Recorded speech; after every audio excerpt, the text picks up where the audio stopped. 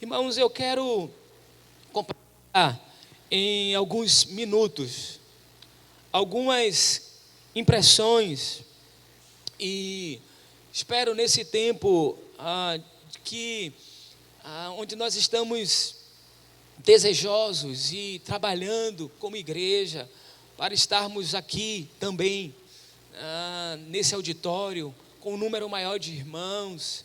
E eu tenho pensado sobre essas questões, os desafios do nosso tempo. Eu queria usar alguns minutos para compartilhar com os irmãos. Confesso que a palavra dessa noite é uma palavra muito direcionada para grupo específico, talvez, mas o Espírito que sopra onde quer e fala com quem Ele quer e direciona da forma que Ele quer, conduzirá esse tempo. Nós já estamos há quase 7 meses vivendo uma situação muito complexa. Muita coisa mudou, irmãos e irmãs, muita coisa mudou e mudou de maneira muito rápida por causa dessa pandemia.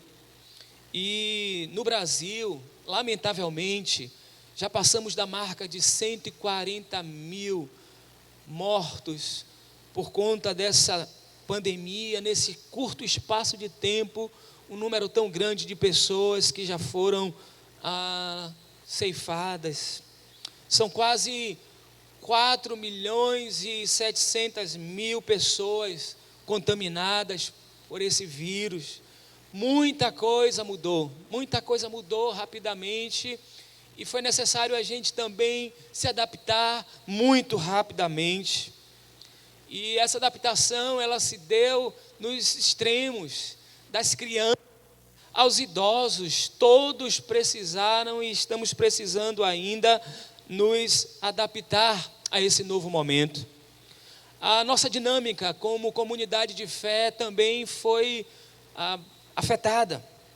A nossa dinâmica mudou também radicalmente, não poderia ser diferente, porque como comunidade nós estamos inseridos na vida. As nossas classes da escola bíblica, elas agora se reúnem virtualmente, estudamos a Bíblia virtualmente. Grupos pequenos, os nossos PGMs, as nossas ILs, também se reúnem virtualmente, os irmãos em suas casas, compartilhando e aprendendo em suas casas, sem ensaios. Os grupos vocais, os coros não estão ensaiando, não estão podendo se reunir, e isso tem feito tanta falta. A gente sempre ouve nos grupos, nos nossos coros, da saudade dos nossos irmãos e irmãs, porque além desse momento de ensaio ser para, de fato, ter esse tributo de louvor ao Senhor, é uma oportunidade também de encontro, de risadas, de abraço, de acolhida, e isso tem feito muita falta. Os nossos encontros presenciais durante a semana, eles não estão acontecendo, mas louvamos a Deus porque o povo continua reunido. E louvamos a Deus também porque o povo, além de reunido, segue cantando e louvando e adorando ao Senhor. Importante observarmos que estruturas que antes da pandemia nós utilizávamos apenas como um suporte para a nossa caminhada, e aqui falando também da nossa realidade como comunidade de fé, eram instrumentos de suporte e passaram a ser vitais para fazer com que todos pudessem continuar vivendo e participando desse movimento, estarmos então vinculados pela fé, manifestando essa dimensão da nossa vida espiritual, da nossa espiritualidade, que é a adoração comunitária. Nós temos as nossas transmissões pela internet e continuaremos tendo. A nossa comunidade fez um investimento para melhorar a qualidade da transmissão e fizemos um apelo no início desse processo. Irmãos se empenharam, irmãos se dedicaram, colocando seus recursos para que pudéssemos fazer esse investimento. Ampliamos os recursos nessa direção. Muita gente mobilizada, não apenas com os seus recursos financeiros, mas também usando a sua inteligência, usando a sua habilidade, usando o seu tempo, e a gente melhorou muito, avançamos muito nesse período. A transmissão chega com qualidade de imagem, o nosso áudio, o som chega com qualidade, estamos no processo e queremos melhorar, e há um desejo no coração de todos os envolvidos nisso, para que isso siga avançando, siga melhorando. Posso garantir aos irmãos, pelo que temos experienciado, que não falta vontade para fazer o melhor. Muita coisa mudou, irmãos, muita coisa mudou, irmãos e irmãs, e mudou rapidamente. E como já disse, foi necessário uma adaptação rápida também. No domingo próximo passado, nós tivemos uma experiência aqui, onde um grupo de quase 30 irmãos, além da nossa equipe, esteve aqui no auditório para então fazermos um teste, um piloto de como seria a experiência de retorno. Hoje pela manhã, nós tivemos um número maior de irmãos também envolvidos aqui. O nosso desejo era fazer essas experiências antes do nosso retorno para esse espaço. E nesse período, irmão, de 7 meses, nós fomos sempre acompanhados por esse desejo de podermos estar juntos. A nossa oração de podermos de novo estarmos juntos, estarmos perto aqui. Mas a nossa comunidade sempre teve o cuidado e continuará tendo, para que com esse retorno a segurança não possa ser perdida, a saúde dos nossos irmãos, a integridade dos nossos irmãos. Durante todo o tempo trabalhamos por isso também. Nós que víamos aqui durante esses meses, a equipe sempre tomamos os cuidados necessários, e como comunidade seguiremos assim. Se o Eterno quiser, nós retornaremos com o maior número de irmãos, com os cuidados devidos no próximo domingo, dia 4 de outubro. As nossas celebrações, elas retornarão aqui pela manhã e à noite, e teremos o número máximo, de acordo com os protocolos e os decretos municipal e estadual. Nós estaremos com um número maior de irmãos. Seguiremos e continuaremos seguindo os protocolos. Por certo, meus irmãos, pela vontade do Senhor, aquele momento será um momento de muita alegria. Esse retorno será marcado por muita alegria, alegria de poder rever um número maior de irmãos, de poder celebrarmos aqui nesse auditório, alegria da gente poder, após 2 meses, né, entre quase um mês de internação e recuperação gradativa, a alegria de poder ter o pastor Erivaldo, depois de 2 meses nesse processo. Por certo, será um motivo de muita alegria para nós, aquele retorno. No entanto, nem todos poderão estar aqui conosco ainda. Existe uma série de restrições, e restrições essas com vista à preservação da vida. Os decretos, eles impõem limites de faixa etária, de algumas pessoas que têm comorbidades, algumas limitações físicas, e mesmo sendo para a preservação da vida, não deixa de ser impedimentos para muitos irmãos, e não apenas irmãos mais experientes, mas também para as nossas crianças. Há um impedimento, a impossibilidade de tê-los ainda aqui. E esses irmãos mais experientes, eu quero falar para eles e deles. Esses irmãos, eles também precisaram se reinventar, porque essa situação alcançou a todos, as crianças e os experientes, os idosos. E esses irmãos mais antigos, os mais experientes, eles precisaram se reinventar nesse processo, e ainda estão se reinventando. Mas uma alegria que toma o nosso coração é o fato de que eles e nós não deixaram de ser igreja. Não deixaram de ser igreja e não deixarão. Irmãos e irmãs que fazem parte da história e da construção dessa comunidade. Irmãos e irmãs que durante anos e anos nunca haviam experimentado outro tipo de convivência eclesiástica.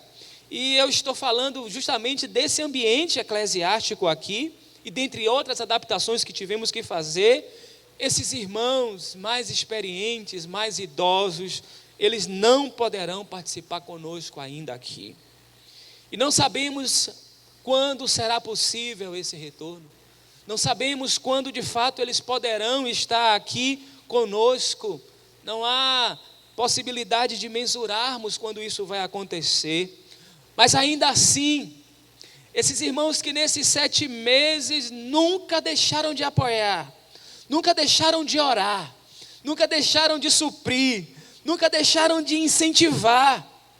Mas eu sei também que esses irmãos que incentivam, oram, estimulam e que não poderão estar ainda assim como nós aqui, eles também choram. Choram por não poder estar aqui. Eles gostariam de estar, assim como nós temos podido estar, eles não poderão estar aqui. Esses homens e mulheres sempre participaram ativamente da vida da comunidade. Isso sempre foi a marca deles, a participação. E essa participação se deu em momentos de escassez, dos enfrentamentos, das lutas, dos desafios. E eles também celebraram as bonanças, as conquistas, os empreendimentos. Eles sempre estiveram aqui. Eles sempre estiveram aqui. Sempre estiveram aqui, mesmo quando outros que podiam estar, outros que sempre puderam estar, optavam muitas vezes por não estar. E eles sempre estiveram aqui. Eles sempre estiveram aqui fazendo sol ou chuva. Vai a minha palavra de gratidão e de louvor a Deus pela vida desses nossos irmãos. A pandemia, como eu já disse, mudou radicalmente os nossos hábitos. Nós reconfiguramos as nossas práticas. Nós reconfiguramos vários conceitos. Na prática, o conceito de estar juntos, o conceito de congregar, mudou. Pelo menos nesse tempo, e a gente não sabe até quando a gente vai precisar ainda ter essa adaptação a esses novos conceitos. Mas a pandemia também estabeleceu uma nova classe. A pandemia, pensando no ambiente eclesiástico, a pandemia criou novas classes culticas. São novas classes culticas do nosso tempo. Os que podem, os que estão aptos a estarem no espaço de culto, e os que não podem, nesse sentido, não são aptos para participar do culto. A pandemia também criou a sensação em alguns que talvez fazem parte de uma nova classe do nosso tempo, a sensação de que eles fazem parte de uma classe que não apenas é ameaçada, mas que ameaça. Irmãos, temos acompanhado nesse tempo de alguns irmãos que viveram a realidade da Covid-19 em silêncio. Irmãos que foram infectados e que passaram o processo de tratamento em silêncio.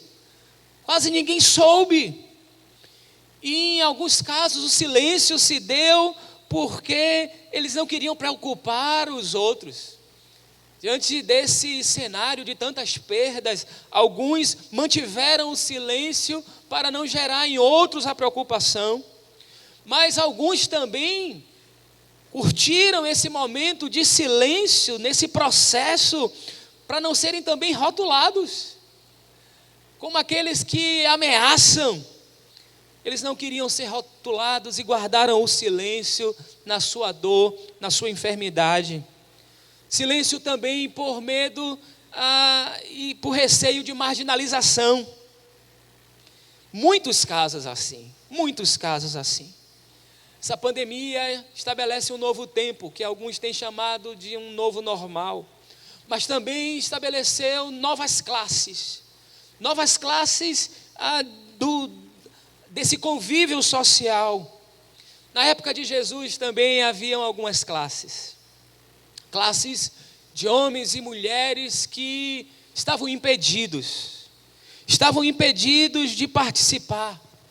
Eles eram silenciados, estavam à margem, homens e mulheres marginalizados. Eu queria pensar rapidamente com os irmãos sobre isso, porque o Novo Testamento ele apresenta uma série de testemunhos onde a gente observa na experiência daquele povo, daquelas tradições, e Jesus estava inserido naquele tempo e ele dialogou com o seu tempo e com as suas tradições, e nós como igreja precisamos olhar para Jesus e aprender como ele lidou com essas situações do seu tempo e como ele reagiu a essas situações e a esses impedimentos do seu tempo. Eu queria rapidamente destacar apenas um exemplo. Está no Evangelho de Marcos, capítulo 3. E o Evangelho diz que noutra ocasião ele entrou na sinagoga e estava ali um homem com uma das mãos atrofiada. Alguns deles estavam procurando um motivo para acusar Jesus, por isso o observavam atentamente para ver se ele iria curá-lo no sábado. Jesus disse ao homem da mão atrofiada: levante-se e vem para o meio. Depois Jesus lhes perguntou: o que é permitido fazer no sábado? O bem ou o mal? Salvar a vida ou matar? Mas eles permaneceram em silêncio. Irado, olhou para os que estavam à sua volta e, profundamente entristecido por causa do coração endurecido deles, disse ao homem: estenda a mão. Ele estendeu e ela foi restaurada.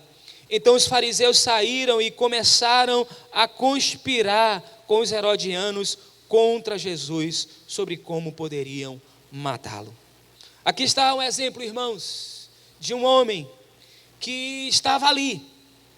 Ele estava ali com a sua mão atrofiada. Ele era impedido de fazer muitas coisas no seu tempo. Ele estava impedido de realizar plenamente as suas tarefas, mas ainda assim ele estava ali. Ele era discriminado provavelmente por não poder suprir a sua família. Ele era discriminado no seu tempo por não poder estar pleno dos seus membros na participação ativa naquela sociedade, mas o texto diz que ele estava ali. Ele estava ali com a sua enfermidade, ele estava ali com a sua limitação, e era alvo ainda daqueles que preferiam ter alguém limitado, alguém doente, alguém enfermo. Por conta das instituições e das estruturas religiosas, eles preferiam que aquele homem continuasse com a sua enfermidade, com a sua limitação, em detrimento de vê-lo pleno, de vê-lo restaurado. Mas esse homem estava ali e ele resistia também a isso. Os acusadores que estavam preocupados não com a limitação do homem, e sim se Jesus ia curar aquele homem no sábado.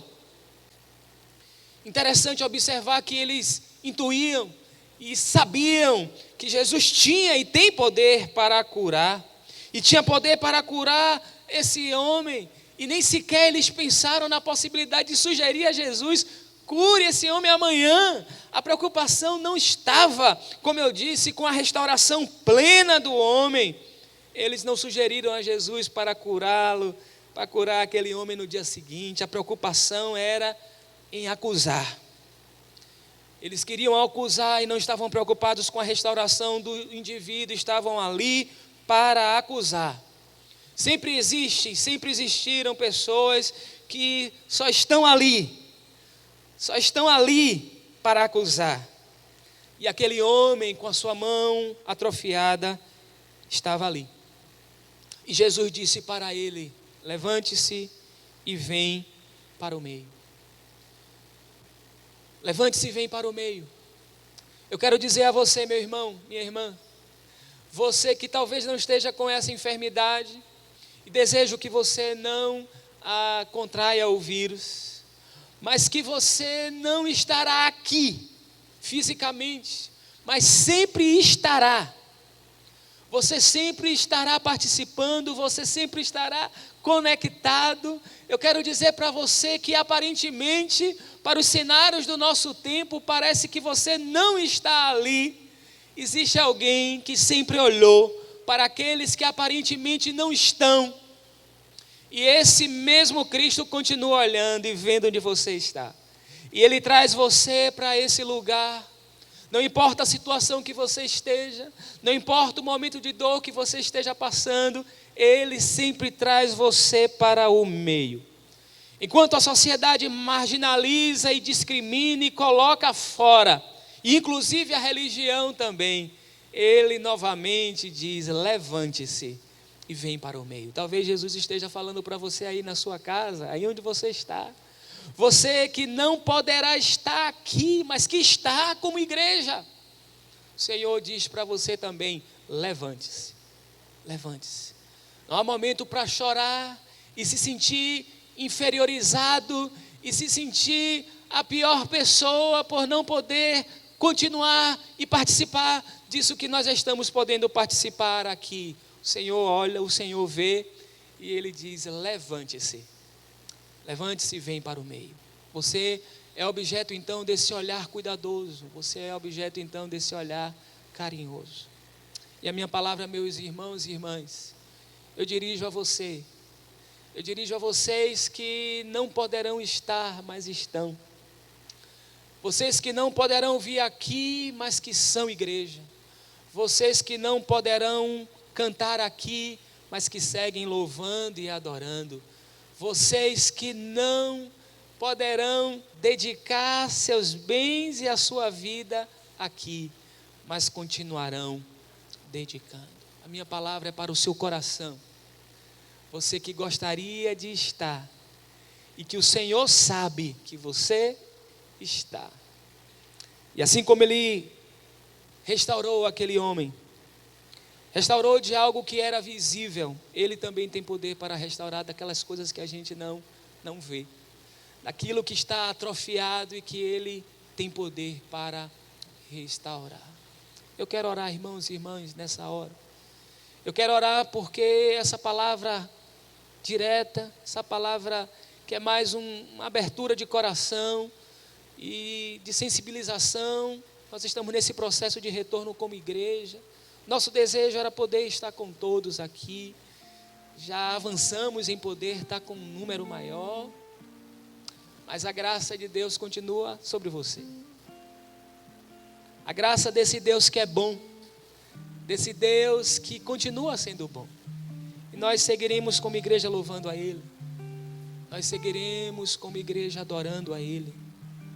Você que está aí, nós que estaremos aqui, você continua sendo igreja, e esse mesmo Cristo continua indo ao seu encontro, aí onde você está, e dizendo: levante-se, levante-se e venha para o meio. Você é objeto então desse meu cuidado, desse meu olhar, que acolhe e que guarda. Ele continua sendo bom. Nós vamos concluir essa celebração cantando essa bondade do Senhor. Eu queria convidar você a declararmos juntos Salmo 23, versículo 6, que diz da bondade e da misericórdia do Senhor que continuará se renovando na sua vida. Vamos dizer juntos a nossa declaração de fé? Certamente que a bondade e a misericórdia me seguirão todos os dias da minha vida e habitarei na casa do Senhor por longos dias. Deus abençoe você, meu irmão.